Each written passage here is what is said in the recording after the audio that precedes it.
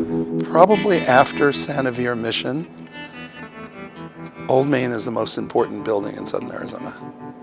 I don't think you'd get a lot of arguments about that. The importance of it relative to the University of Arizona and the importance of the University of Arizona to this community. And so when you get to work on that, that's spectacular when you get to work on a building that is not just important, but as we've worked on the building, we've come to understand what a great building it is, what a great building it is for this climate, for the U of A campus, for this community, and to get to kind of follow in the footsteps of the architect and builder who did that project in 1887 to 1891 is a privilege. How often do you get to do that?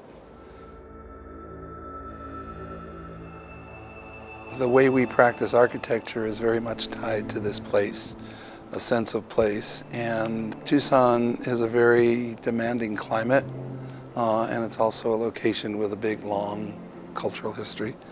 And the buildings that we try to do that are contemporary buildings all need to respond to the desert environment and all need to be responsive to the culture of this place. And that's what I mean by sense of place. And people use it in terms of art, people use it in terms of music. It's the connection between an art form or a design and the location in which it's placed. So when we first started the project, there was this rumor floating around. And the rumor floating around was that the floor between the upper level and the lower level was filled with dirt. And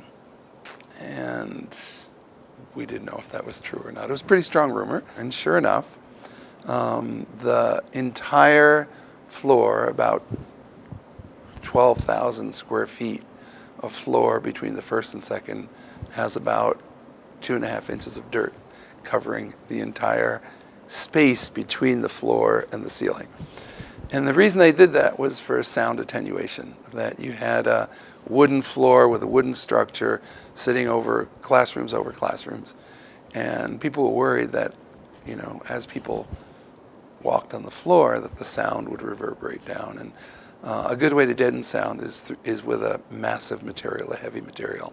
And so dirt was the perfect material to use. So when you opened up the floor, you were looking at all dirt, and we were looking at the floor after they took the dirt out, and we noticed that there were pieces every once in a while that were painted.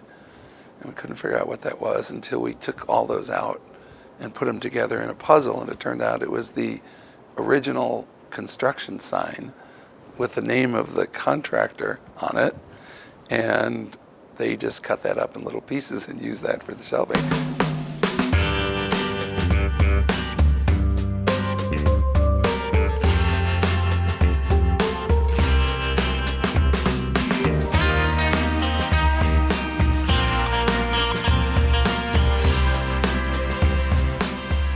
What the architect James Creighton did is he understood that over the years this building was going to grow and change.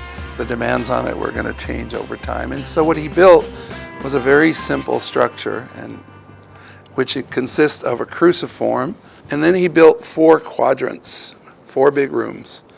And then he built 2 wings, north and south, which were all originally empty.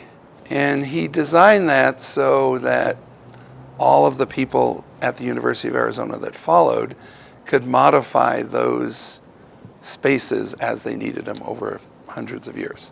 And so our intent is to take this historic shell,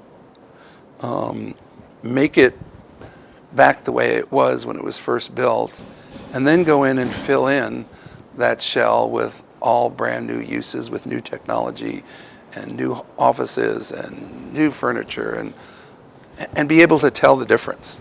So when you walk into Old Main, you will understand that you're looking at a modern interior in a historic building. I really feel honored to be part of kind of this next iteration, this next group of users that try to respect that original building.